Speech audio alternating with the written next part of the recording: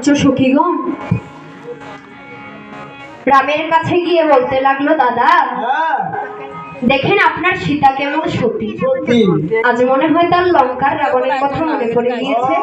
শুনতে তিনি সেই লঙ্কার রাবণের চিত্র ছবিখানা আঁকিয়া ভঙ্গস্থলে রেখে নিদ্রায় চলে গেলেন।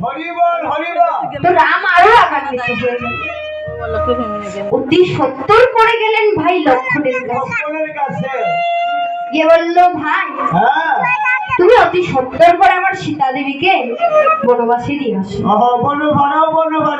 তো